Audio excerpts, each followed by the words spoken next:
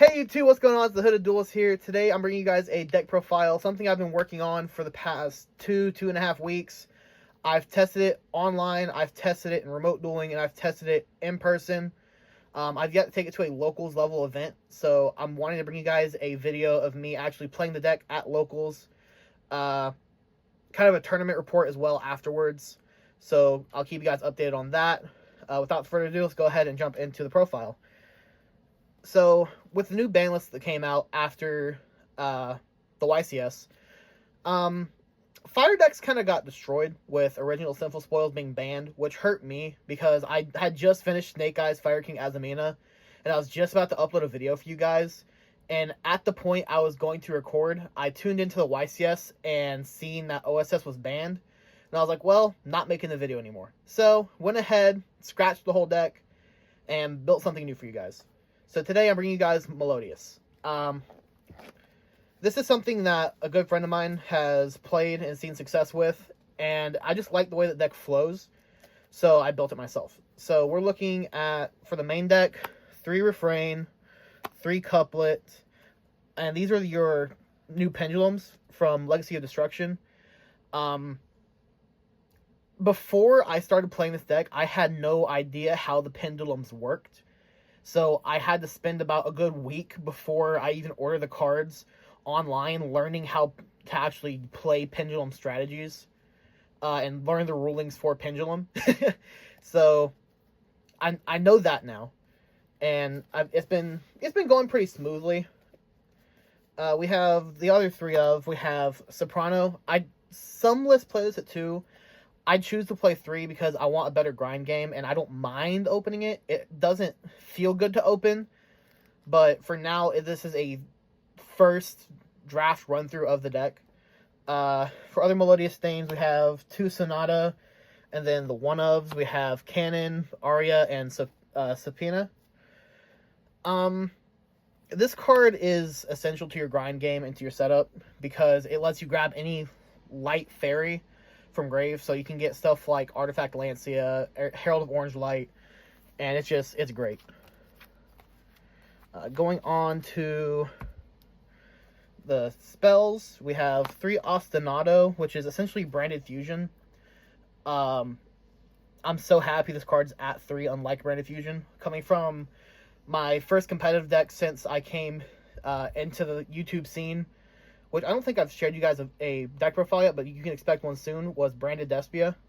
Branded Despia was my first competitive deck that I brought in and seen success with. So this card reminds me of Branded Fusion, and I kind of love the deck for that. 3 First Movement Solo. First Movement Solo is essentially a better E-Telly for the deck. I just really like the card. The only downside is it locks you into the Melodious archetype, so it's like you can't go into like different extra deck tech options if you open with First Movement Solo, but it's fine. Concerto, that's another fusion. We're gonna go to power spells. We have Pot of Prosperity, Called By, and triple Tactics Talent. I was playing 2 Desires instead of Pot of Prosperity in the 3rd Triple Tactics Talent, but the more I tested it, I didn't like banishing 10 and getting rid of Concerto, and I didn't want to play a 2nd Concerto because I don't see the need to, so I feel like Prosperity and 3 Talents is fine. Going into the hand trap lineup, this is a hand trap deck. I play almost 15 to 20 hand traps. It kind of reminds me of Snake Eyes in that way, like peak Snake Eyes. So I enjoy the deck for that fact as well. Favorite card in the deck is Herald of Orange Light. You can stop hand traps. You can stop anything. It's so fun to play with, and Subpoena adds it back.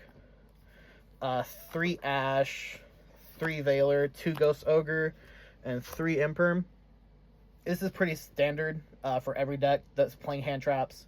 I debate on bumping this up to 3, but I like 2, so never had a reason to bump it to 3.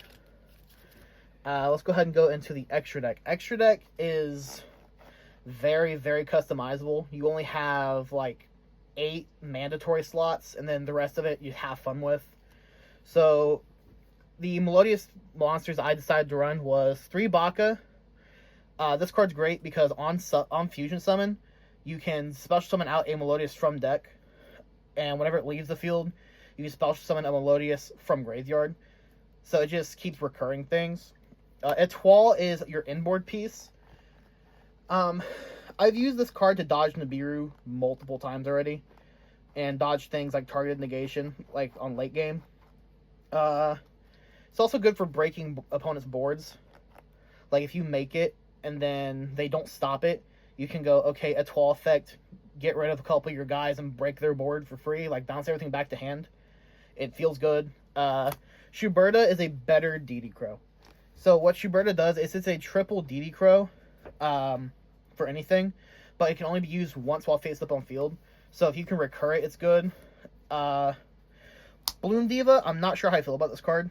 I put it in because I don't want to have a point in my grind game or in the early game where I get hand trapped to death, and I'm like, okay, well, I'm just gonna have to pass on a suboptimal board where I can just Concerto into this or go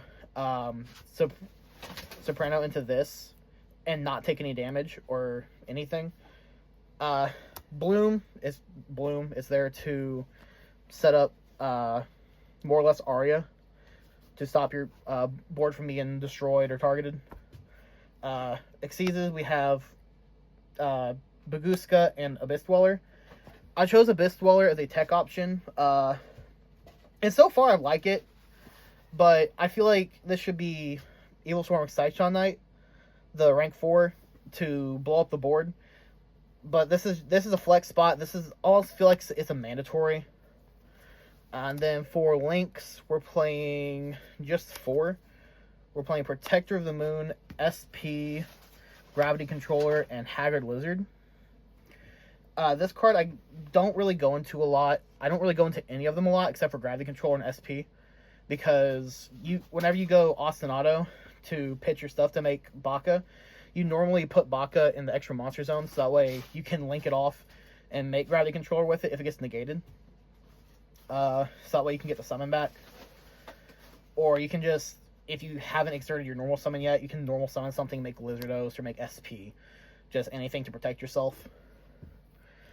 That's it for the extra, and I haven't fine-tuned the side deck yet.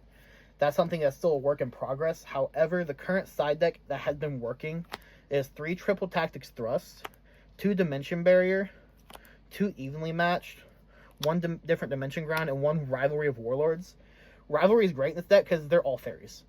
So you can just keep summoning things while your opponent's like, oh, well, okay, I'm Fiend locked if you're playing against Yubel, Mazio Muskets, or Fiendsmith.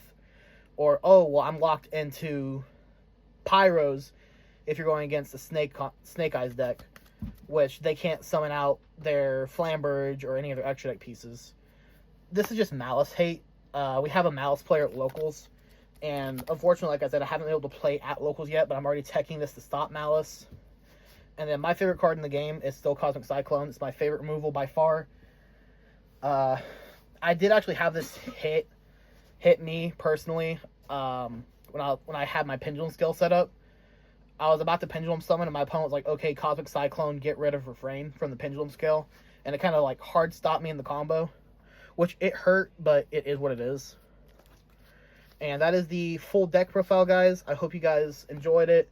Remember to like and subscribe, and comment if you want any more deck profiles in the future, and comment what decks you want to see. You guys have a great day.